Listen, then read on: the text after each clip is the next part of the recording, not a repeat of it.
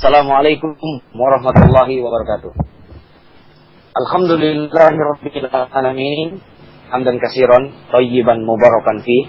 Asyhadu an la ilaha illallah wahdahu la syarikalah wa asyhadu anna Muhammadan abduhu wa rasuluh. Allahumma shalli wa sallim wa barik ala Muhammad wa ala alihi wa sahbihi ajmain. Amma ba'du. Alhamdulillah, kita bersyukur hadirat Allah Subhanahu wa taala, para pendengar Anas Radio, kita berjumpa kembali di program kesayangan kita, program tanya jawab Problema Muslim, yang pada hari ini, hari Kamis, tanggal 22 Muharram 1434 Hijriah, atau yang bertepatan dengan tanggal 6 Desember 2012, di pertemuan keempat pada malam hari ini, insya Allah kita akan bersama kembali dengan guru kita yang mulia, Al-Ustaz akan menjawab berbagai pertanyaan di anasradio.com di acara tanya jawab permasalahan agama. Baik, kita sapa dulu guru kita, Al-Ustaz Zulkarnain. Assalamualaikum. Waalaikumsalam warahmatullahi wabarakatuh. Umar, saya wawancara terhadap kesediaannya untuk selalu menyapa kaum muslimin dan muslimat dimanapun mereka berada, dan juga kepada seluruh kru Anas Radio. Semoga Allah Subhanahu wa taala selalu memberikan taufik, rahmat, hidayahnya, dan juga tentunya kepada seluruh pendengar dimanapun Anda berada. Semoga Allah Subhanahu wa taala selalu menjadikan bumi yang kita pijak sebagai keberkahan untuk kita, dan langit menuduhi kita sebagai teduhan dari kebaikan di sisi Allah Subhanahu wa taala. Ya, alhamdulillahirabbil alamin, jazakumullah khairan. Baik, seperti biasa para pendengar Anas Radio di seluruh negeri dimanapun Anda berada, sebelum kita menjawab berbagai permasalahan agama yang sudah masuk ke anasradio.com, kita dengarkan dulu beberapa nasihat yang indah dari guru kita Al-Ustaz Zulkarnain Hafizahullah Ta'ala. Kami persilahkan. Ya, bismillahirrahmanirrahim. Alhamdulillah wa kafa, wa salatan wa salatan ala ibadihi alladhina istafa, wa ala alihi wa sahbihi wa man ittaqa, amma ba'd.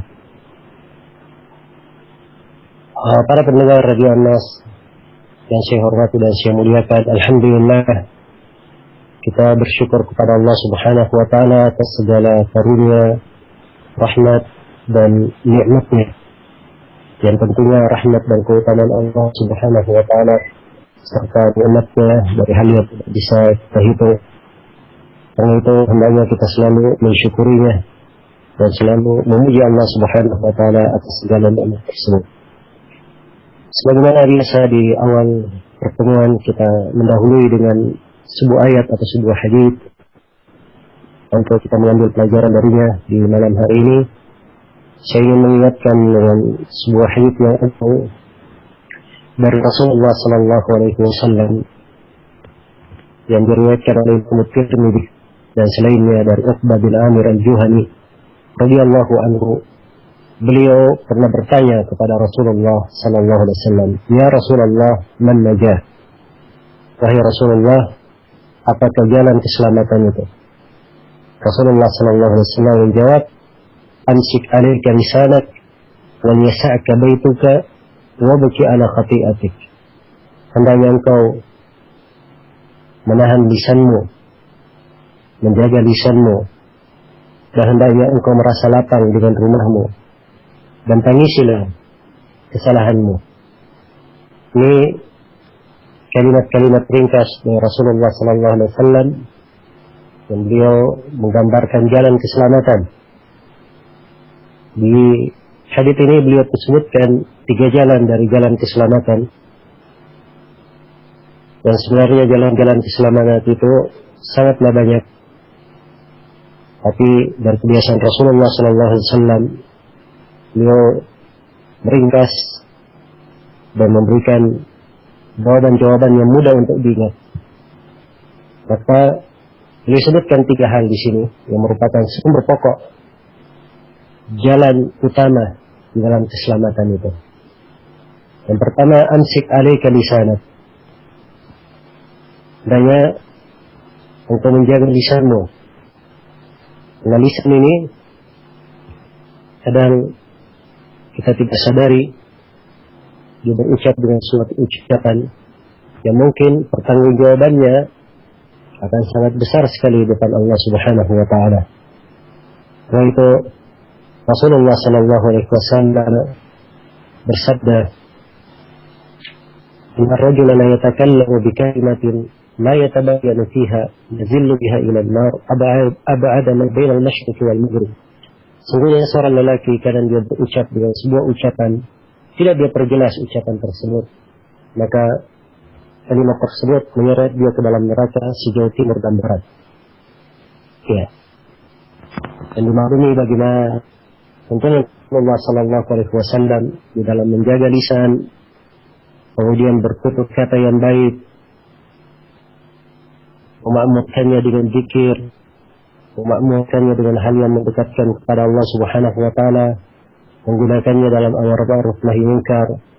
Dan juga telah diterangkan oleh Rasulullah sallallahu alaihi wasallam bahaya-bahaya yang berkaitan dengan lisan, apakah itu dari ucapan dusta, dari ucapan ghibah, namimah, hasad, ya, dan selainnya dari penyakit-penyakit yang berkaitan dengan lisan.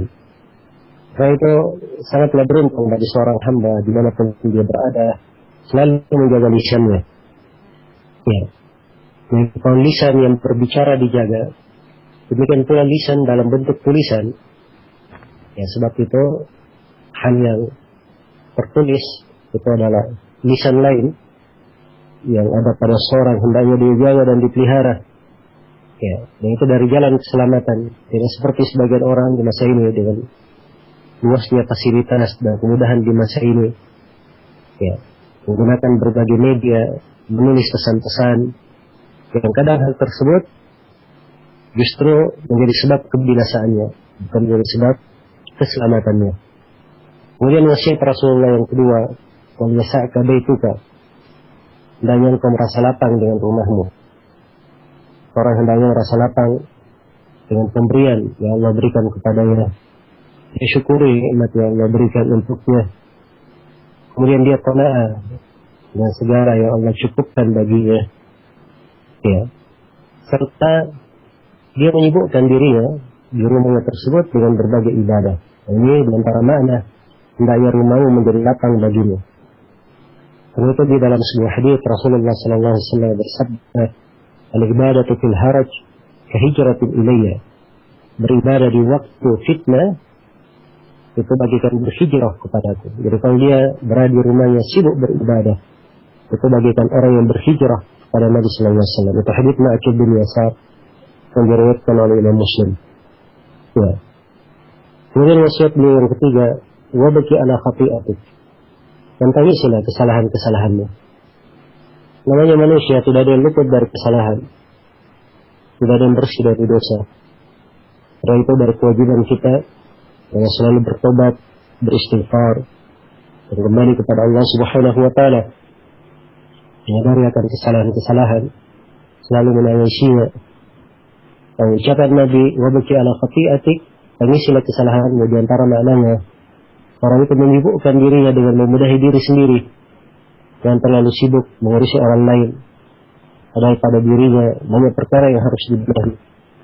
Inilah tiga wasiat Rasulullah SAW terdapat di dalamnya pokok-pokok dari jalan keselamatan. Apabila dijaga oleh seorang hamba, insyaallah ta'ala kita akan membawanya pada perkara yang memudahkan urusannya di dunia dan di akhirat, dan menyelamatkannya dari segala bentuk fitnah dan segala bentuk adab. Semoga Allah Subhanahu wa taala menjaga kita semua dan meluruskan langkah kita di atas jalan yang lurus, menunjukkan kepada kita semua jalan-jalan keselamatan, dan selalu menghindarkan kita semua dari segala jalan yang bisa menjauhkan kita dari as-siratal mustaqim.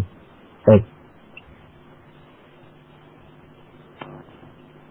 Ya, alhamdulillahirabbil alamin. Hadis yang indah dari sahabat Uqbah bin Amir Al-Juhani radhiyallahu anhu. Baik, Bu Ustaz, kita langsung masuk ke tanya jawab Problema Muslim. Ini pertanyaan live langsung yang masuk ke anak radio. dari Abu Haidar di Cilacap. Ada hadis tentang keutamaan silaturahmi disebutkan akhazat bihaqqir rahman. Apakah Allah disifati dengan pinggang karena ada kata pinggang ar-Rahman? Bagaimana Ustaz? Ulama salaf menerangkan hal ini. Ya. Baik.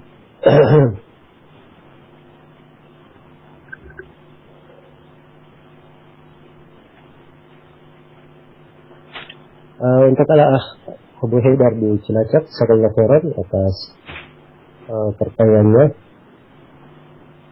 Nah, tentang masalah hikmah, ya, memang itu ada di dalam sebagian riwayat, ada dalam sebagian riwayat, dan berkaitan dengan penetapan sifat seorang dari ahli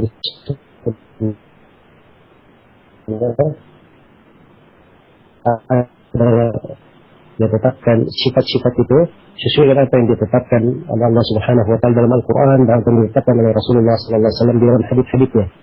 Ya. Karena itu berkaitan dengan sifat hikmah ini perlu kita memeriksa akan keabsahan hadisnya. Ya, dan ini dari hal yang saya tidak bisa hadirkan untuk saat ini. Baik. Ya, ini ada pertanyaan dari Zaki Amalia. Nah, dia bertanya tentang hukum undian berhadiah via SMS atau telepon, Ustaz. Ya, silakan. Oke, barakallahu fikum. Berkaitan dengan masalah undian berhadiah, ini masalah kebolehan atau tidaknya dilihat kepada apakah dilihat dari bentuk dan cara dia mengikuti undian tersebut. Ya, apabila undian tersebut sifatnya gratis, tidak ada biaya di dalamnya, maka insyaallah taala itu adalah hal yang tidak ada masalah. Sepanjang amalan yang di belakangnya ada hadiah dan bentuk hadiahnya sendiri tidak ada hal-hal yang diharamkan. Ya. Kemudian yang kedua, apabila undian berhadiah tersebut didapatkan dengan cara mengeluarkan biaya seperti yang banyak terjadi sekarang ini, dan seperti yang disebut oleh penanya di sini, ya, via SMS. Seorang apabila ikut undian berhadiah via SMS, tentunya dia mengeluarkan biaya, dan biayanya atau tarifnya beraneka ragam. Karena ada yang tarif normal, karena ada yang tarif 2.000 atau tarif yang sudah ditetapkan. Demikian pula kalau dia mengikuti undian berhadiah via telepon, ya tentunya dimaklumi bahwa telepon itu adalah bentuk dari mengeluarkan biaya. Jadi kalau dia mengeluarkan biaya seperti itu, dia masuk dalam undian berhadiah, maka ini dihitung sebagai khimar. Dihitung sebagai khimar yang diharamkan. Ya. Dihitung sebagai khimar yang diharamkan dan telah syah di dalam hadits Rasulullah sallallahu alaihi wasallam, bahkan masuk di dalam kandungan umum ayat tentang keharaman riba yang seperti ini. Jadi ukuran dari khimar itu seorang masuk di dalam sebuah transaksi, dia mengeluarkan biaya. Mungkin dia beruntung dan mungkin dia merugi. Sama di dalam undian ini, dia masuk dalam undian, dia keluarkan biaya SMS, mungkin dia beruntung mendapatkan undian dan mungkin dia tidak beruntung. Jadi ini yang disebut dengan khimar, dan ini adalah bentuk dari riba, hukumnya adalah haram. Ya, Allah Ta'ala alam. Ya, pertanyaan berikutnya Ustaz. Ini ada di daerah Fulan ada kegiatan pengajian bareng setiap minggu.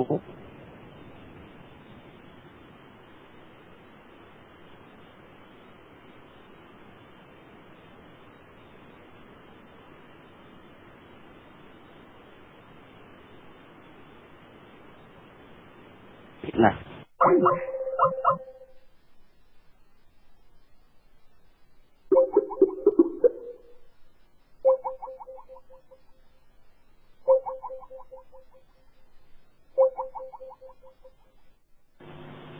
ya. Jadi yang dimaksud adalah membaca Al-Quran secara bersama-sama. Ini kalimat bersama-sama yang perlu dirinci bagaimana bentuk bersama-samanya. Kalau misalnya mereka duduk dalam satu halaqah 10 orang, kemudian setiap orang membaca Al-Quran secara bergantian dari yang pertama hingga yang ke-10 secara bergantian, maka yang seperti ini tidak ada masalah. Ini dari bentuk saling mempelajari Al-Quran. Adapun kalau duduk 10 orang dalam satu halaqah, setiap orang membaca masing-masing, ya, dan membuat gaduh terhadap yang lainnya, nah ini tentunya masuk di dalam hal yang dilarang. Ya, pertama sisi larangannya dari sisi dia membuat di halaqah tersendiri, kemudian membaca bersama, dan ini baru perkara yang tidak dilakukan oleh as-salaf. Tapi kalau mereka ngaji bareng-bareng dalam istilah, ya sama-sama ke masjid, kemudian janjian untuk ketemu di masjid, setiap orang mencari tempat di masjid, kemudian dia baca Al-Quran sendiri, itu tidak ada masalah. Ya, tidak dipermasalahkan sepanjang bacaan yang wajar, yang untuk dirinya sendiri tidak mengganggu orang yang lain, tidak mengganggu orang yang salat. Sebab kalau mengganggu orang lain, mengganggu orang yang salat, masuk di dalam hadits Rasulullah SAW yang diriwayatkan oleh Imam Abu Dawud, ala kullukum munajin rabbah, fala yajharanna ba'dukum ala ba'din fil qira'ah. Lihatlah bahwa setiap dari kalian bermunajat kepada Rabbnya. Lihatlah bahwa setiap dari kalian bermunajat kepada Rabbnya. Jangan sekali-sekali sebagian dari kalian menjaharkan bacanya di atas sebagian yang lainnya. Ya, waffaqakumullah bikulli khairin wa ma yurdillah. Ya, alhamdulillah. Ustadz, ini pertanyaan yang berikutnya dari Al-Ah Ros Muhammad. Beliau bertanya, bila kita sholat subuh berjamaah, kemudian saat rakaat kedua imam duduk posisi tawarruk, apakah kita duduk ikut mengikuti imam tawarruk atau duduknya istirahat? Silakan Ustaz. Ya, barakallahu fikum. Pertama yang perlu kita ketahui bahwa pada sholat yang 2 rakaat yang disunnahkan oleh Rasulullah SAW, duduknya adalah duduk istirahat, yaitu duduk seperti tasyahud awal. Dia tancapkan kaki kanannya dan dia duduk di atas kaki kirinya. Nah, ini berdasarkan banyak hadits, di antaranya adalah hadits Wa'il bin Hujr yang diriwayatkan oleh Imam An-Nasai dan selainnya. Karena Nabi SAW idza jalasa fi rak'ataini nasaba rijlahu fil yumna wa jalasa 'ala al-yusra. Adalah Rasulullah SAW apabila beliau duduk di salat yang 2 rakaat, beliau menancapkan kaki kanannya dan duduk di atas kaki kirinya. Ya. Jadi sebagai kesimpulan bahwa salat yang 2 rakaat seperti salat subuh, salat rawatib yang 2 rakaat, ya salat yang semisal dengannya itu dilakukan dengan duduk istirahat. Kemudian yang kedua, apabila duduk imam adalah duduk tawarruk, apakah kita ikut duduk tawarruk bersama imam? Ya. Ini perlu dilihat pada 2 sisi. Sisi yang pertama dari sisi hukum masalah itu sendiri, bahwa si imam duduknya duduk tawarruk, makmum tidak wajib untuk ikut duduk tawarruk. Ya. Demikian pula misalnya kalau si imam duduknya duduk istirahat dan si makmum berpendapat bahwa duduk yang disyariatkan adalah duduk tawarruk, dia juga tidak wajib untuk ikut imam melaksanakan duduk istirahat. Ya. Sebab kaifiat duduk itu bukan hal yang mesti untuk kita ikuti. Yang wajib diikuti pada imam adalah duduknya, hal-hal yang zahir, yang tampak. Itulah yang disebutkan oleh Rasulullah SAW dalam haditsnya, "Innama ju'ila al-imamu liyutamma bih." Sungguhnya imam itu dijadikan untuk diikuti. Maksudnya diikuti dalam perkara yang zahir. Kalau imam berdiri, kita berdiri. Imam duduk, kita duduk. Namun bagaimana cara imam berdiri, bagaimana cara imam duduk, ini bukan perkara yang zahir. Yang seperti ini kita tidak mesti sama dengan imam. Sudut yang pertama. Sudut yang kedua, dari sisi hukum kemaslahatan apabila dikhawatirkan timbul fitnah. Apabila seorang muslim berada di tengah masyarakat yang mereka memandang bahwa posisi duduk untuk sholat subuh itu adalah duduk tawarruk, dan ini di kebanyakan masyarakat seperti itu. Apabila dia melaksanakan sunnah yang diketahui duduk istirahat, maka mungkin saja akan menjadi fitnah untuk sebagian orang. Maka yang seperti ini tidak ada masalah seorang itu meninggalkan sunnah. Dia duduk mengikuti kebanyakan orang duduk tawarruk untuk menjaga kebersamaan dan tidak timbul fitnah. Karena maslahat menjaga kebersamaan itu lebih didahulukan daripada menjaga suatu hal yang sifatnya sunnah. Menjaga kemaslahatan sehingga tidak terjadi fitnah itu kewajiban. Sedangkan sunnah hukumnya adalah sunnah dan kewajiban lebih didahulukan di atas hal yang disunnahkan. Ini kaidah penting banyak dilalaikan oleh manusia. Dan kaidah yang disebutkan oleh banyak ulama kita. Di antaranya adalah Syekhul Islam Ibnu Taimiyah. Beliau memfatwakan tentang kunut subuh. Kalau misalnya seorang berada di tengah kaum yang mereka melakukan kunut subuh, ya, apabila dia tidak kunut subuh akan terjadi fitnah, maka tidak ada masalah. Dia ikut kunut subuh atau dia melaksanakan kunut subuh bersama kaum tersebut.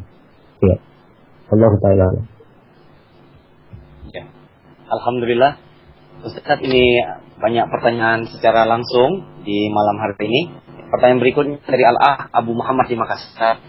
Ustaz, bagaimana hukumnya meninggalkan sholat berjamaah ketika melaksanakan pekerjaan sebagai tenaga kesehatan di rumah sakit?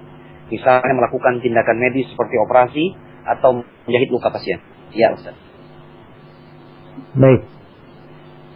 Barakallahu fiik Abu Muhammad dan pada seluruh pendengar Anas Radio serta seluruh Anas Radio. Di dalam kondisi ada suatu hal yang genting atau suatu hal yang sangat mendesak, kalau ditinggalkan itu akan sangat memberatkan sekali.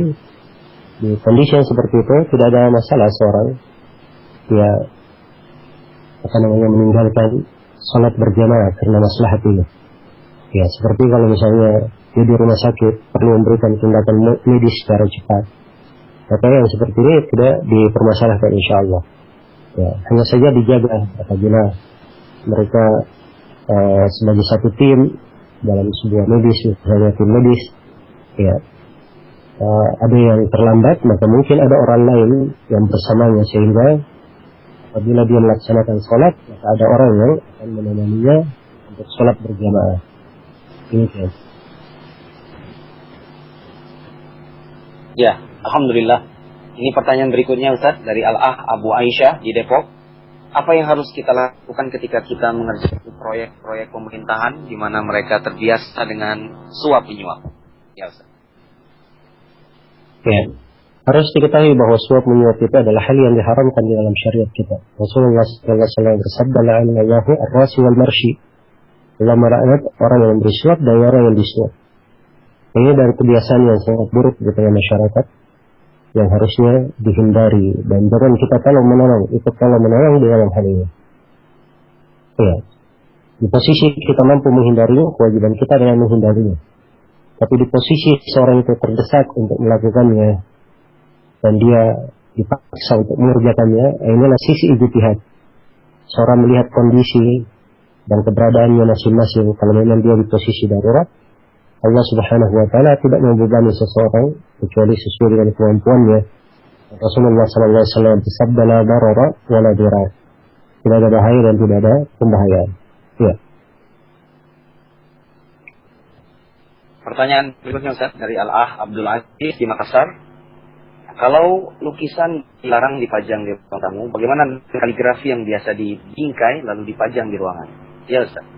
Ya, barakallahu fiik Abdul Aziz dan pada seluruh pendengar, perlu diketahui bahwa lukisan itu dua macam.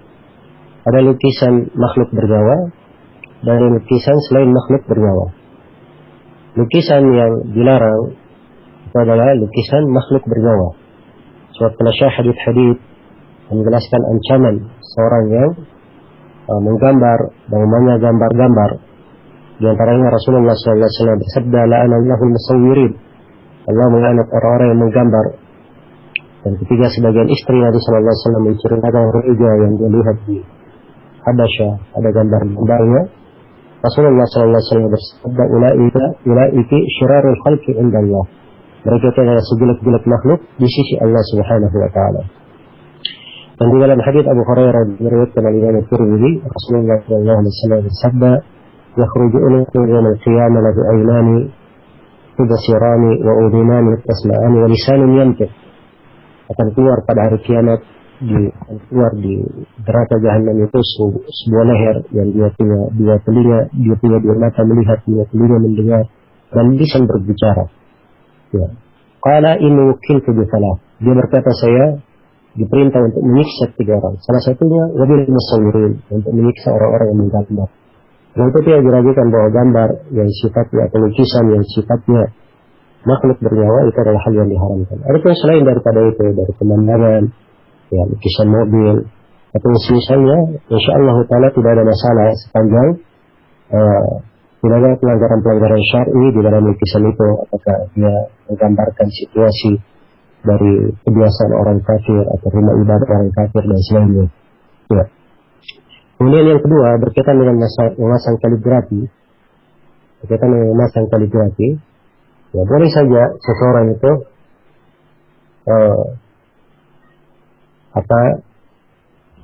memasang gambar-gambar yang seperti yang kita sebutkan tadi. Tapi kaligrafi ini, ya tentunya dimaklumi ya bahwa kaligrafi itu kaitannya dengan ayat-ayat Al-Quran, kaitannya dengan hadis-hadis Rasulullah SAW. Ya, ini tidak layak untuk dijadikan sebagai pajangan-pajangan, ya, karena itu bisa menghadapkannya untuk diremehkan, dihinakan. Dan Rasulullah SAW telah melarang hal tersebut. Bahkan Allah Subhanahu Wa Taala berfirman di dalam Al-Quran, "Dzalika wa may yu'azzim sya'airallah fa innaha min taqwal qulub."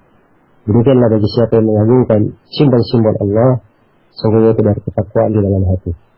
Dari hal yang menunjukkan ketakwaan, dia mengagungkan Al-Quran, mengagungkan hadis-hadis Rasulullah SAW, ya, dan tidak menjadikan ayat-ayat dan hadis-hadis tersebut sebagai suatu kaligrafi yang dipasang, dibingkai, dipajang untuk hiasan, ya, yang kadang seorang hanya mengambil manfaat sebagai hiasan saja, tidak mengambil faedah ilmiah di dalamnya, tidak berdirinya dan selainnya dari hal-hal yang merupakan maksud pokok dari ayat-ayat Al-Quran dan hadis-hadis Rasulullah SAW tersebut. Wallahu ta'ala.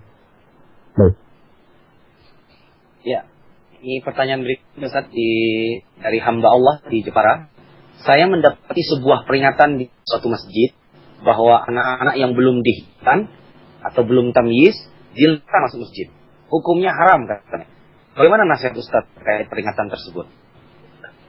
Ya, memang ada sebagian orang yang berpendapat seperti itu dan mereka berdalilkan dengan sebuah hadis yang bunyinya janibu sibyanakum minal masajid. Jauhkanlah anak-anak kecil kalian dari masjid-masjid. Tapi hadis yang mereka sebutkan itu adalah hadis yang lemah. Hadis yang lemah. Karena itu yang benarnya bahwa anak-anak kecil walaupun belum dikhitan, belum tamyiz, boleh untuk masuk ke masjid sepanjang mereka memiliki etika-etika sebagai seorang muslim, sebagai seorang yang berada di masjid. Dari etika masjid itu tidak boleh ribet-ribet di dalamnya dengan angkat suara. Rasulullah SAW bersabda tentang masjid, "Ya kumuhisyatul aswaq." Hati-hati kalian dari suara gaduh di pasar ketika berada di masjid.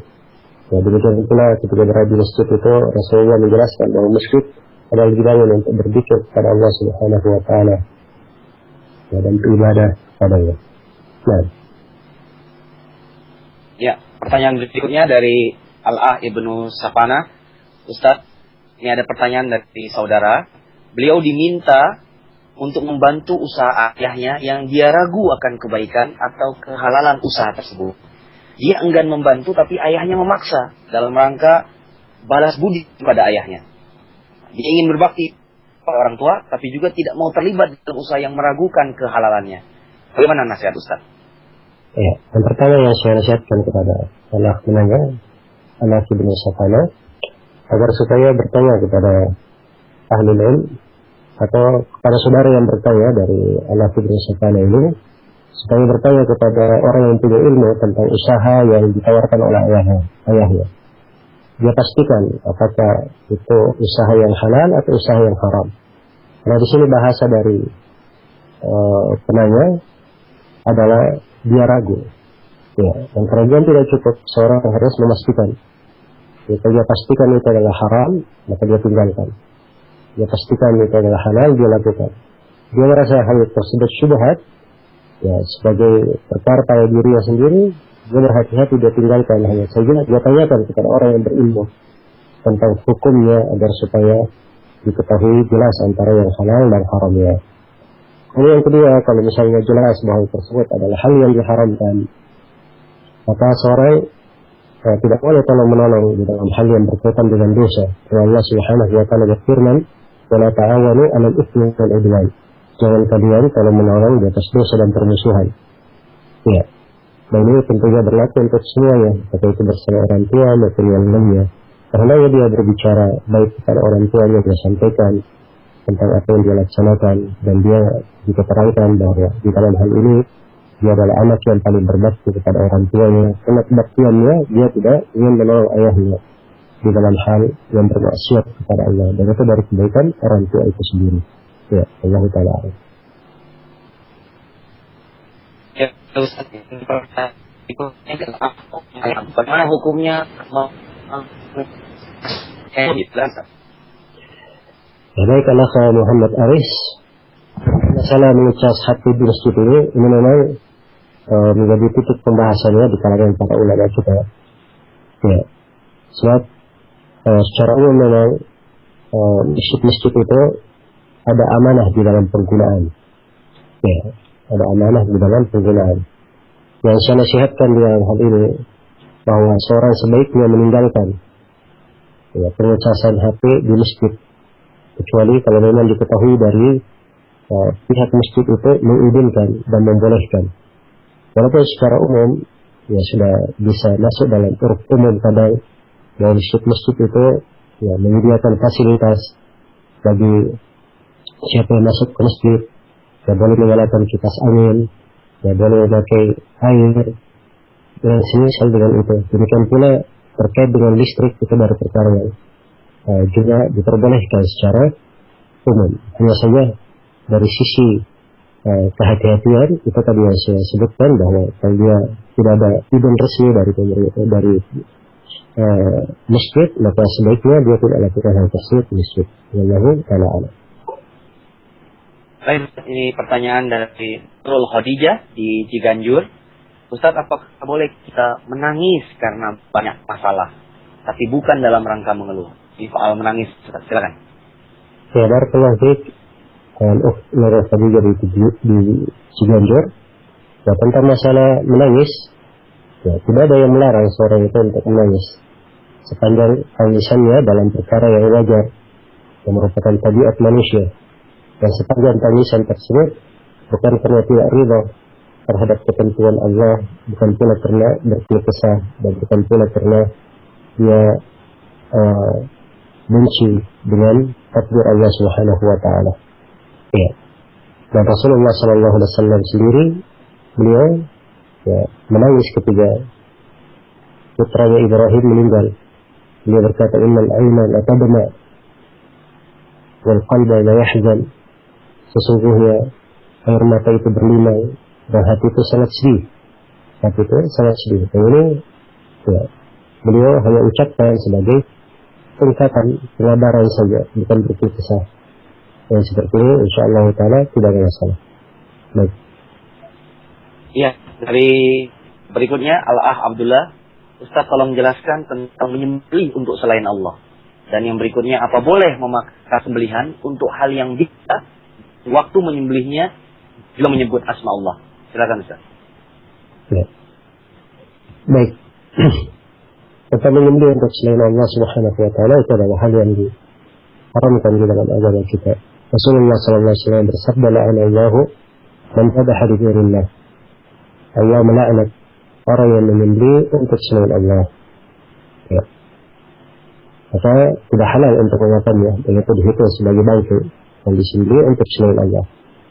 Adapun dalam sebuah acara yang berkaitan dengan bid'ah dan penyembelihannya dengan menyebut nama Allah, ya, dibaca Bismillah, tapi disembelih untuk acara yang tidak disyariatkan, itu letak silam pendapat di kalangan ulama. Sebagian ulama tidak memperbolehkan hal tersebut, ya dengan dalil hadits Abu Bakar As-Siddiq radhiyallahu taala anhu dan beberapa dalil yang lainnya. Dan sebagian ulama lain ada yang memperbolehkan.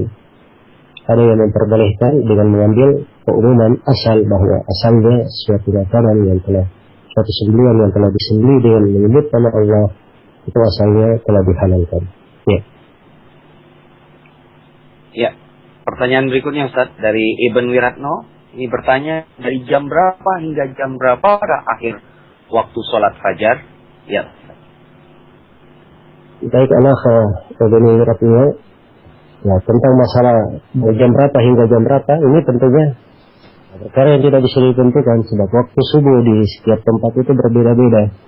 Di Indonesia ini saja banyak tempat yang berbeda-beda waktu subuhnya. Antara Indonesia dengan negara yang lainnya juga sangat memiliki perbedaan ya, pada sebagian negara. Ya, karena itu yang menjadi ukuran bukan dengan dari jam berapa hingga jam berapa, tapi yang menjadi ukuran dari terbitnya fajar subuh hingga terbitnya matahari, yaitu yang menjadi ukuran. Baik, lalu berikutnya kita dari Al-Ah Samsul Rojab dari Taiwan, Ustaz. Pertanyaan saya, apabila seseorang pernah melakukan dosa, apakah dia harus selalu mengingat dosa-dosa yang pernah dia lakukan, atau melupakan dosa-dosa yang pernah dia lakukan? Ini tentang dosa, Ustaz, silakan. Ya, barakallahu fiik Allah Samsul Rojab. Ya, semoga Allah Subhanahu wa taala memberi taufik kepada Anda daripada seluruh pendengar Mas Radio. Ada beberapa hal yang perlu saya terangkan. Yang pertama, bahwa dari kewajiban seorang hamba adalah ia selalu takut kepada dosa-dosanya. Ya. Karena itu kita mengetahui bahwa para nabi dan para rasul mereka adalah orang yang selalu takut kepada Allah Subhanahu wa taala.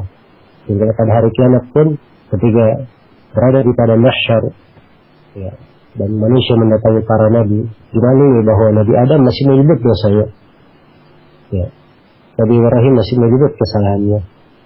Maka ini menunjukkan bahwa apa yang berlalu dari dosa kadang hendaknya diingat oleh seorang hamba agar supaya membuat dia selalu takut kepada Allah Subhanahu wa taala.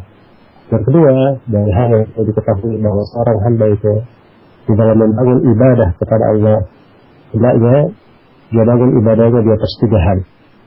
Hal yang pertama adalah dia beribadah kepada Allah dengan kecintaan kepadanya, kecintaan kepada Allah Subhanahu wa taala. Kemudian yang kedua, dia beribadah kepada Allah Subhanahu wa taala dengan selalu berharap rahmatnya, berharap surganya. Yang ketiga, dia beribadah kepada Allah dengan rasa takut kepadanya, takut akan siksaannya, takut kepada para nabi dan para rasul yang Allah sifatkan dalam Al-Quran. Ulaika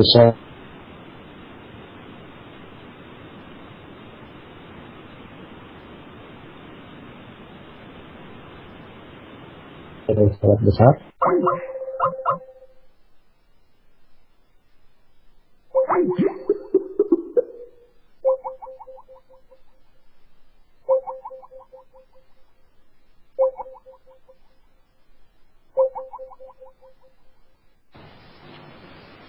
Ya, dan mereka selalu beribadah kepada kami dalam penuh rasa takut, penuh rasa harapan, dan mereka adalah orang-orang yang khusyuk di dalam ibadah. Orang-orang yang khusyuk di dalam ibadah. Jadi ini sifat-sifat yang hendaknya dijaga. Yang betul seorang yang takut terhadap dosa-dosa. Tapi bukan artinya ketakutannya kepada dosa tersebut menghilangkan rasa harapannya kepada rahmat Allah. Ya, tetap rasa harapan dan rasa takut harus seimbang. Ya, wallahu ta'ala. Ya, Ustaz, ini ada seorang hamba Allah di Banyumas. Afwan, katanya gambar makhluk bernyawa itu haram. Lalu bagaimana dengan film, Ustaz? Ya. Ya, secara umum bahwa film yang tidak bermanfaat dan film yang bertentangan dengan syariat itu adalah hal yang diharamkan dengan dalil-dalil. Ya, tapi apakah gambar dalam bentuk film itu diharamkan? Ini ada silang pendapat di kalangan para ulama kita bagi siapa yang filmkan sesuatu yang sifatnya baik, sesuatu yang sifatnya baik dari ceramah-ceramah ilmiah dan semisal dengannya. Ada dua pendapat di kalangan ulama kita. Sebagian ulama kita masih memasukkannya ke dalam keumuman dalil-dalil yang menunjukkan pengharaman gambar makhluk bernyawa, dan sebagian ulama kita tidak memasukkan dalam hal tersebut. Sebab mereka anggap bahwa itu bukanlah gambar yang dimaksud di dalam hadis, hanya dalam bentuk yang perasaan bisa ditampakkan dan bisa dihilangkan. Ya, wallahu ta'ala. Ya. Pertanyaan berikutnya, Ustaz, dari Abu Faik di Bekasi. Mana yang lebih utama atau lebih dulu, menghafal Al-Quran dan As-Sunnah atau memahaminya? Ya Ustaz. Ya, baik. Ini pertanyaan sebenarnya kalau ditanyakan mana yang lebih utama, mana yang lebih dahulu, harusnya seseorang tidak memperbandingkan antara hal tersebut, karena keadaan manusia berbeda-beda dalam hal ini. Keadaan manusia berbeda-beda dalam hal ini. Pada anak-anak kecil, ya, yang belum balik, apalagi yang belum balik, kemampuan mereka untuk memahami masih kurang. Maka pada anak-anak lebih diberikan motivasi untuk lebih dahulu menghafal Al-Quran dan Sunnah Rasulullah SAW. Dan pada siapa yang telah dewasa dan dia memiliki kemampuan untuk menghafal, kemampuan untuk memahami, maka yang pertama yang kita anjurkan, dia gabungkan antara dua hal. Dia gabungkan antara menghafal dan memahami. Ya. Kemudian yang kedua, memahami lebih didahulukan. Itu apabila berkaitan dengan ilmu-ilmu yang sifatnya fardu ain terhadapnya. Ilmu-ilmu yang sifatnya fardu ain terhadapnya. Adapun ilmu-ilmu yang sifatnya fardu kifayah, nah disinilah keadaan manusia itu berbeda-beda. Ada yang sebagian manusia mungkin kita lebih dahulukan kalau dia menghafal. Nah, sebab biasanya kalau setelah menghafal dia lebih mudah memahami. Dan sebagian manusia ada yang lebih kita dahulukan dia memahami. Ya, karena pemahamannya mungkin akan membantu dia untuk menghafal. Ya, wallahu ta'ala alam. Ya, pertanyaan berikutnya Ustaz dari Abu Farah Al-Faruq di Korea. Apa hukum pasutri, pasangan suami istri yang masih tinggal bersama rumah mertua yang di situ masih ada saudara-saudara yang sudah atau belum menikah? Silakan Ustaz. Ya, barakallahu fiik Abu Farah. Tentang masalah hukum, kalau dari sisi bolehnya boleh saja. Ya, tidak ada hal yang melarang seorang sepasang suami dan istri tinggal di rumah mertua. Ya, sepanjang di rumah tersebut ada hijab yang bagus.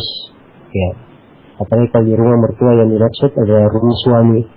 Ya, sebab secara tidak langsung istri akan ada masalah dengan saudara laki-laki suami. Ya, dan telah syah dari Nabi Sallallahu Alaihi Wasallam, ya, beliau bersabda, "Ia punya dukhul al-nisa, hati-hati kalian masuk menjumpai perempuan." Kemudian seorang bertanya, Rasulullah, itu dengan hamu, bagaimana pendapatmu dengan hamu? Dan hamu ini adalah kerabat laki-laki dari pihak suami, ya, tentunya selain ayah dan selain anaknya. Jadi kata Nabi, al-hamu al-maut. Al-hamu itu adalah al-maut. Katakan maut, kematian, karena bisa menimbulkan bahaya-bahaya dan bisa mengancam kebiasaan. Ya, karena itu kalau bisa dipisahkan dan tidak ada fitnah, aman dari fitnah, insya Allah tidak ada masalah. Hanya saja kalau ada fitnah di dalamnya, bercampur bauran, maka yang saya nasihatkan supaya pasang suami istri ini berdiri sendiri, walaupun hanya sebatas mengontrak saja. Dan seorang itu apabila dia berusaha untuk bertakwa kepada Allah, Allah akan memudahkan urusannya. Allah firman, "Wa man yattaqillaha yaj'al lahu makhrajan wa yarzuqhu min haitsu la yahtasib." Orang siapa yang bertakwa kepada Allah, Allah akan adakan untuk jalan keluar dan dia akan memberi rezeki dari arah yang tidak pernah dia sangka. Ya. Ya, pertanyaan berikutnya Ustaz dari Abu Hamzah di Solo. Ana punya tabungan yang jumlahnya 50 juta rupiah. Ana terima ketika keluar dari perusahaan dan sudah 1 tahun. Apakah harus dizakati atau bagaimana Ustaz? Ya, barakallahu fiik, Abu Hamzah, 50 juta itu sudah harta yang melebihi nisab. Ya, sebab nisab dari uang itu adalah apa yang senilai dengan 86 gram emas atau 595 gram perak. Yaitu sepengetahuan saya sudah senilai atau sudah 50 juta sudah melebihi nilai tersebut. Karena itu sepanjang sudah dipegang selama setahun, maka silahkan dikeluarkan dari 50 juta 2,5%. Ya, wallahu ta'ala. Ya Ustaz, pertanyaan berikutnya dari Anissa dari email. Ustaz, dikatakan bahwa jihad itu dari keimanan dan merupakan bentuk keimanan yang paling tinggi.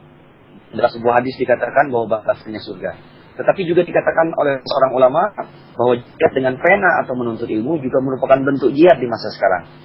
Pertanyaannya, apakah berarti kita memperoleh pahala serupa dengan jihad dengan pedang juga, Ustaz? Mohon penjelasan. Ya, barakallahu fiik kalau Nisa berkaitan dengan masalah jihad, dimaklumi bahwa jihad adalah di antara puncak dari agama kita, di antara syariat yang sangat agung, terdapat di dalamnya berbagai pahala, berbagai keindahan, dan berbagai kemaslahatan Islam dan kaum muslimin. Tapi juga harus dimaklumi bahwa ilmu agama dan ilmu syar'i itu manfaatnya besar, ya, dan lebih utama. Bahkan jihad itu sendiri tidak akan bernilai sebagai jihad yang paling bagus kecuali didasari di atas ilmu. Karena itu banyak dari para ulama lebih mengutamakan ilmu itu di atas jihad. Tapi tentunya yang dimaksud di sini adalah jihad yang sifatnya sunnah atau fardu kifayah. Ya. Karena itu kata sebagian dari as-salaf rahmatullahi alaihim, ya, menguraikan tentang keutamaan jihad ini. Kata mereka, wa midadu ma tajri bihi aqlamuhum ajda wa afdalu min bani syuhada ya talibi inna nabiyyi Muhammadin ma antum wasiwakum bisawai. Ya, dan pena-pena yang keluar dari dan tinta-tinta yang keluar dari pena-pena mereka, dari pena-pena para ulama itu lebih suci dan lebih afdal dari darah orang-orang yang mati syahid.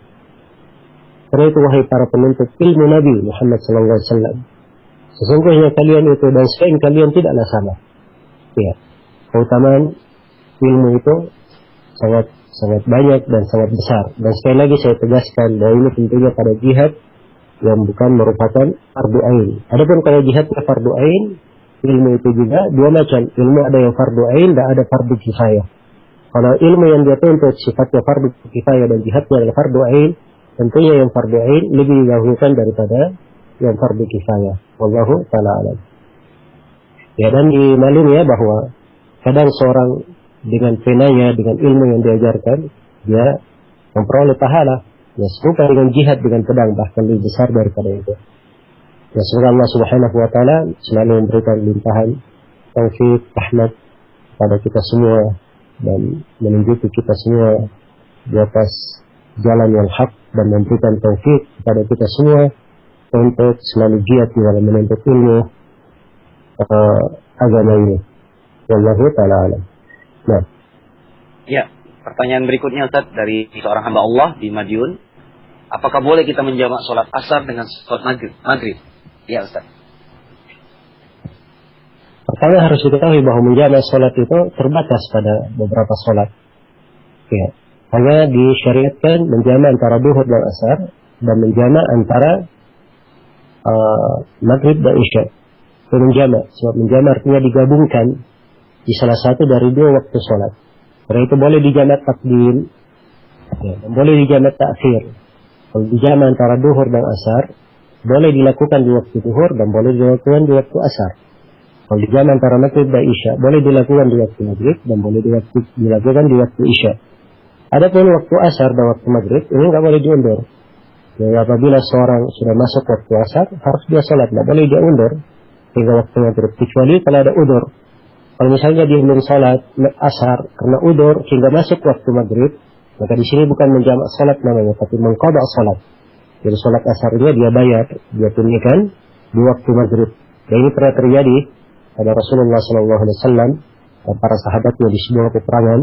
Mereka melakukan sholat asar di waktu maghrib karena terhalang oleh musuh-musuh di medan pertempuran. Mereka tidak sempat melakukan sholat asar. Dan ini adalah kondisi darurat. Ya, tentunya tidak ada masalah seseorang melakukan sholat asar di qada di waktu maghrib. Tapi itu bukan dijamak namanya, tapi di qada. Ya, wallahu ta'ala. Ya, pertanyaan berikutnya dari Ummu Abdurrahman di Semarang. Mana yang lebih utama, menemani seorang ibu atau menikah dengan pria di lain kota, sedangkan ibu tidak mau meninggalkan rumah yang lama tersebut? Ya Ustaz. Ya, ini sebenarnya dilihat kepada kemaslahatan dari keduanya. Jadi kalau ibu ada yang menemaninya selain daripada dia, ya ada saudara-saudara lain yang menemani, Maka seorang perempuan, ya, pernikahan baginya itu adalah sebuah mahkota dan suatu keperluan di dalam kehidupan. Ya, dan tentunya seorang ibu yang baik, dia juga menghendaki kebahagiaan untuk anaknya. Dan tetapi kalau misalnya si ibu tidak menemani kecuali anak ini, ya ibu sendiri tidak mau meninggalkan rumahnya yang lama, ya, maka di sini dapat ijtihad pada seorang anak di sini. Harus dianjurkan agar supaya dia berbakti pada orang tuanya, dan dengan kebaktian kepada ibunya ini saya harapkan dia dimudahkan pada sesuatu yang lebih baik insyaallah taala. Karena Rasulullah sallallahu alaihi wasallam bersabda, "Innaka lam tada'a syai'an ittiqa'a Allah illa a'taka Allahu khairan minhu." Sesungguhnya tidaklah engkau meninggalkan sesuatu itu karena ketakwaan kepada Allah, kecuali Allah akan memberi engkau yang lebih baik daripada itu. Nah,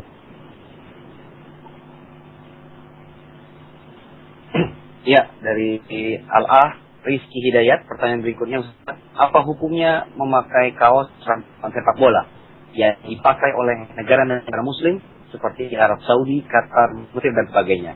Lalu bagaimana pula jika memakai kaos sepak bola yang ada nama pemain Muslim tersebut? Silakan, Ustaz. ya baik, jadi masalah sepak bola ini secara umum dia sebuah olahraga itu umum sudah berada di mana-mana. Ada di negeri Islam, ada di negeri kafir. Yang seperti ini, seorang yang semata main bola itu tidak katakan dia bertasyabuh dengan orang kafir.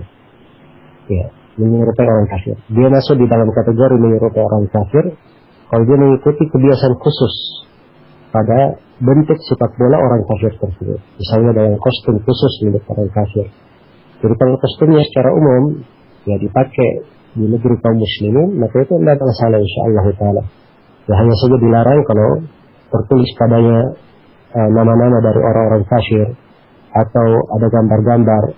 Ya, itu adalah hal-hal yang dilarang. Nah.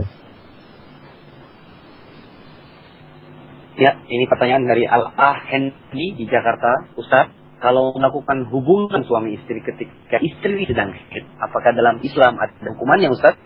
Ya. Baik. Anak Hendi di Jakarta, barakallahu fiik. Ada hadits di dalam Sunan Abi Dawud dan selainnya dari Ibnu Abbas radhiyallahu taala anhuma, Rasulullah sallallahu alaihi wasallam memberikan hukum terhadap orang yang mendatangi istrinya dikala dia haid supaya dia membayar kafarah di belakang hal tersebut. Sebab itu dihitung dosa, ya, tentunya karena melanggar ketentuan di dalam ayat Al-Quran. Karena Allah Subhanahu wa taala di masa haid memerintah ta'tazilun nisaa fil mahid. Tinggalkanlah perempuan, jauhi perempuan di masa dia haid. Ya, karena itu kewajiban kita meninggalkan. Maka siapa yang menggaulinya diterangkan oleh Rasulullah SAW di dalam hadits Ibnu Abbas itu bahwa dia harus membayar kafarah dengan bersedekah 1 dinar atau 1/2 dinar. Dan 1 dinar itu ukurannya 4,25 gram emas. Ya, sisa dihitung saja. Kalau ditanya di pasaran misalnya emasnya harganya 100.000, berarti 4,25 gram, itu artinya berapa? 4,25 juta. 425.000. Jadi kalau misalnya ditanya di pasaran harga emas misalnya 800.000, ya maka dia wajib untuk mengeluarkan berapa? 3.400.000. Ya, atau semisal dengan itu. Baik. Ya, Ustaz, pertanyaan itu untuk ukuran 1 dinar tadi ya, 3.400.000. Jadi kalau dia juga bisa memilih 1/2 dinar, boleh 1 dinar dan boleh 1/2 dinar. Baik, silakan. Allah kedua. Ya. Pertanyaan berikutnya, Ustaz, dari hamba Allah di Jakarta. Di sekolah anak dulu kalau sholat Jumat azannya 1 kali, seperti yang dicontohkan Rasulullah SAW. Tetapi sekarang semenjak kedatangan seorang guru baru, berubah azannya menjadi 2 kali, seperti yang dicontohkan Khalifah Utsman bin Affan. Mohon dijelaskan, Ustaz. Ya. Sepanjang anak yang bertanya ini adalah pihak yang ikut saja di sekolah, maka dia ikuti saja apa yang berjalan. Ya, sebab dia tidak punya kemampuan untuk mengganti. Ya, karena memang dari sisi lebih sesuai dengan sunnah, ada sekali yang lebih sesuai dengan sunnah menurut pendapat yang lebih kuat. Ya, dan tentunya ada sebagian ulama yang menguatkan boleh adzan 2 kali sebagaimana yang dicontohkan oleh Utsman bin Affan radhiyallahu taala anhu. Ya, jadi kalau memang itu yang berjalan di sekolah dan itu sudah merupakan hal yang dijalani oleh kebanyakan orang, ya seorang ikut jalannya insyaallah taala itu adalah hal yang bagus. Ya, pertanyaan berikutnya Ustaz dari Bapak Haji Tarno. Pertanyaannya, apakah disyariatkan melakukan umroh berkali-kali dalam satu kali kunjungan ke Tanah Suci Mekah? Iya Ustaz. Ya, ini dari pertanyaan yang banyak berulang ya, khususnya bagi orang yang melakukan umroh. Ya, harus diketahui bahwa Nabi Shallallahu Alaihi Wasallam ketika beliau melakukan ibadah haji, ya, dan perjalanan dari Madinah ke Mekah itu memakan waktu yang lama waktu itu. Dan mereka memakai unta sehingga perjalanan memakan waktu 8 hari. Perjalanan yang sedemikian jauh, Rasulullah Shallallahu Alaihi Wasallam tidak melakukan umrah. Beliau hanya melakukan haji beliau saja, yang waktu itu beliau hajinya qiran, menggabungkan antara umrah dan haji, karena beliau membawa sendirian. Ya. Setelah itu tidak diketahui Rasulullah melakukan umrah lagi, juga tidak diketahui para sahabatnya yang lain melakukan umrah lagi. Hanya saja Aisyah radhiyallahu taala anha, karena Aisyah tadinya niat hajinya adalah melakukan haji dan umrah, tapi karena haid, maka Aisyah merubah niatnya menjadi niat haji saja. Karena Aisyah hanya mendapat pahala haji, ia pun bersedih dengan belum umrah. Maka di kondisi yang seperti ini Rasulullah memberikan keringanan bahwa dia boleh melakukan umrah. Maka diantarlah oleh saudaranya Abdurrahman ke Tan'im, yang melakukan umrah dari Tan'im. Ya, sebab itu adalah tanah halal yang paling dekat dari kota Mekah, ya, dari arah Madinah. Baik, jadi itu kejadian Rasulullah SAW. Karena itu dari sisi sunnah, afdalnya seorang itu mengikuti apa yang dilakukan oleh Rasulullah SAW. Dalam satu kali perjalanan, dia hanya umrah sekali saja. Tapi bagi siapa yang melakukannya berkali-kali, saya tidak bisa mengatakan itu adalah hal yang bid'ah. Cuma saya katakan bahwa itu adalah perkara yang menyelisih yang lebih afdal. Wallahu ta'ala a'lam. Ustaz, pertanyaan berikut dari Al-Ah Abu Ayyub di Mamuju. Apakah boleh seorang istri mencari pembantu rumah tangga wanita untuk membantu sebagian pekerjaan rumah tangganya, berhubung karena dia tidak mampu melayani semua kebutuhan suaminya karena kerepotan mengurusi anak-anaknya? Akan tetapi pembantu tersebut tinggal bersamanya dan suaminya di dalam satu rumah. Iya, silakan. Oke. Al-Ah Abu Ayyub di Mamuju, barakallahu fiik, dan juga barakallah pada seluruh pendengar Nas Radio, bahwa tidak ada masalah ada pembantu perempuan di suatu rumah sepanjang di rumah tersebut aman dari fitnah, ada tempat khusus baginya, dan ketika dia bekerja itu berpisah dengan anak laki-lakinya dan berpisah dengan suaminya, ya, dalam kondisi yang seperti itu insyaallah taala tidak ada masalah. Nah, tapi yang saya nasihatkan pada setiap orang bahwa tidak bergampangan dalam hal-hal yang kadang menjatuhkan dia ke dalam masalah atau ke dalam pelanggaran. Ya, dan pernah suatu hari Rasulullah Sallallahu Alaihi Wasallam datangi Fatimah radhiyallahu taala anha. Ya, dia datangi oleh Fatimah radhiyallahu taala anha. Beliau ingin meminta pada Rasulullah Sallallahu Alaihi Wasallam agar supaya diberi pembantu, ya, agar supaya beliau diberi pembantu, ya, di mana Fatimah radhiyallahu taala anha mengeluhkan, ya, Fatimah radhiyallahu taala anha mengeluhkan akan banyaknya pekerjaan yang dia lakukan. Begitu Fatimah mendatangi rumah Rasulullah, Rasulullah tidak berada di tempat. Dan di malam harinya Rasulullah SAW mendatangi rumah Fatimah. Kemudian beliau mengajarkan kepada Ali bin Abi Thalib dan Fatimah, kata beliau, ala u'allimukuma khairan mimma sa'altuna. Ini kalian berdua aku ajari, ya, tentang sesuatu yang lebih baik dari pembantu yang kalian berdua minta. Kemudian Nabi berkata, idza akhadtuma madaji'akuma litukabbirallaha arba'an wa thalithina wa tusabbihahu thalathan wa thalathina wa tahmadahu thalathan wa thalathina fa huwa khairun lakuma min khadimin.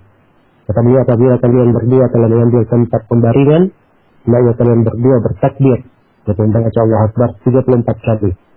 Bertasbih, yaitu membaca Subhanallah 33 kali. Dan bertahmid, yaitu membaca Alhamdulillah 33 kali. Maka semua itu lebih baik daripada seorang pembantu. Jadi ini bacaan 34 takbir, 33 tasbih, dan 33 tahmid sebelum tidur ketika seorang sudah di atas pembaringan. Dan ini lebih baik daripada seorang itu memiliki pembantu, kata Nabi SAW. Siapa yang menghayati makna dzikir itu, dia pahami kalimat takbir, kalimat tasbih, kalimat tahmid, dia yakini hadits Rasulullah ini, yakin dia akan mendapatkan kekuatan yang sangat berharga.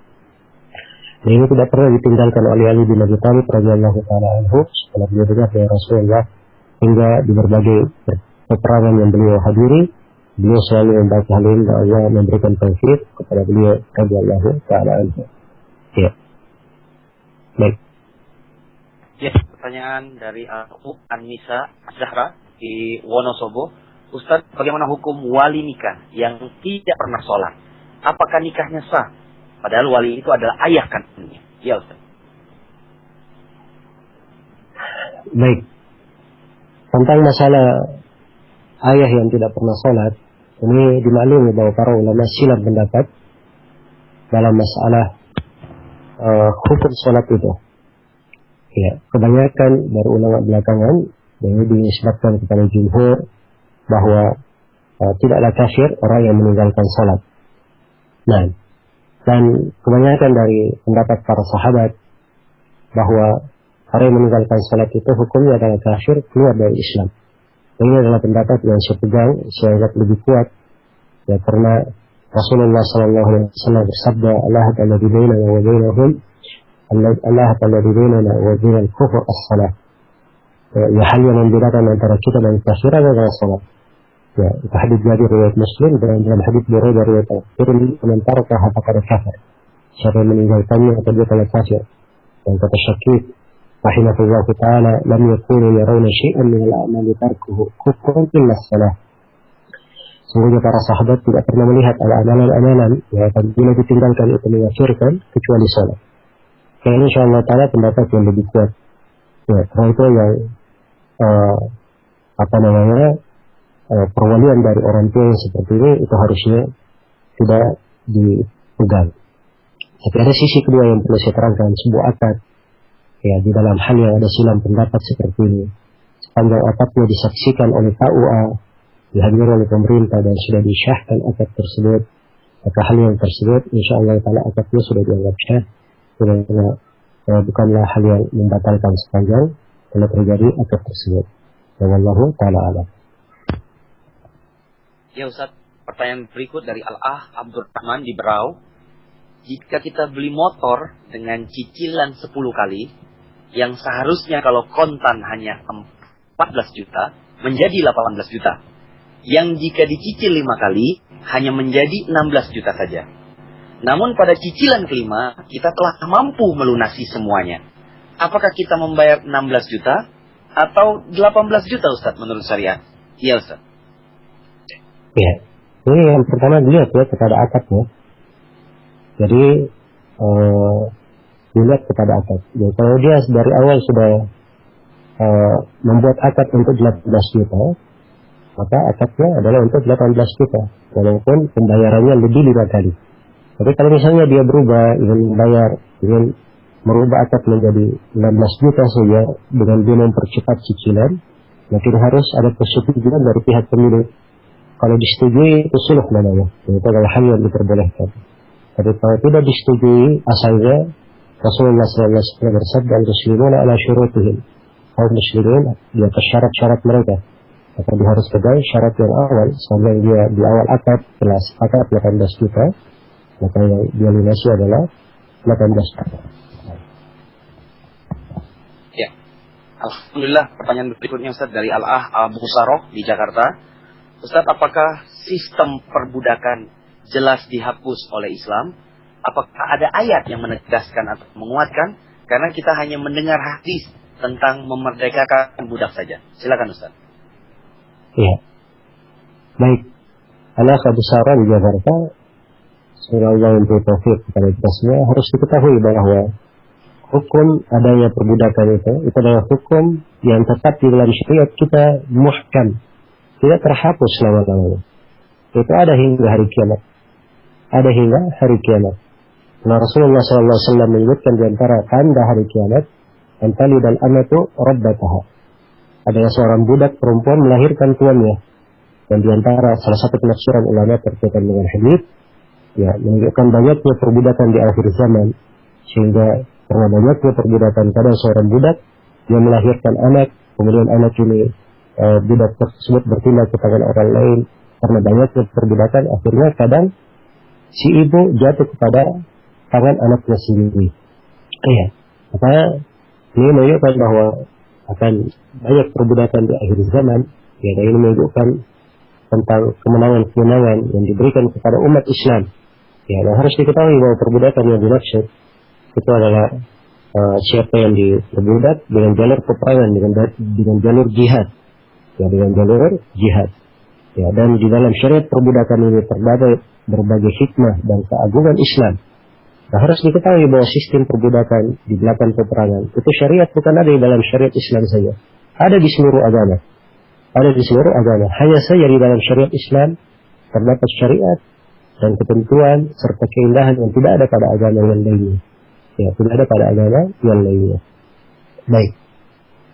Berkaitan dengan sekarang ini kita tidak melihat banyak budak itu karena memang hampir budak yang dimaksud dalam istilah syar'i hampir tidak diketemukan wujudnya ya sekarang ini. Walaupun sebagian orang yang mengatakan di sisa-sisa kekuasaan Turki Utsmani yang berada di Turki sekarang ini ada sebagian sosok yang kadang masih ada yang seperti itu. Ya, itu hanya kabar-kabar saja. Tapi umumnya sepanjang budak dalam istilah syar'i itu tidak ada, maka seseorang bertindak kepada bentuk yang lain di dalam masalah membayar kafarah maupun hal-hal yang berkaitan dengan masalah membebaskan budak. Ya, Allah Ta'ala. Baik. Alhamdulillah para pendengar Anas Radio, ini pertanyaan terakhir dari Ummu Salwa di Kota Batu Jajar. Ustadz, mohon nasihatnya untuk para ummah yang sudah mengaji. Karena sekarang banyak tersibukkan dengan jaring sosial seperti Facebook. Bukan untuk tempat dakwah, tapi banyak dijadikan tempat curhat, ngerupi, buka aib rumah tangga, marah dengan update status sehingga semua orang tahu. Nah, ini paling mencela dan sebagainya. Ya. Dari Ustaz. Baik, barakallahu fiik. Allah musalwa dan pada seluruh pendengar, semoga Allah memberkahi. Memang ya fenomena Facebook ini adalah hal yang telah membuat ya banyak masalah ya dan telah menciptakan berbagai prahara.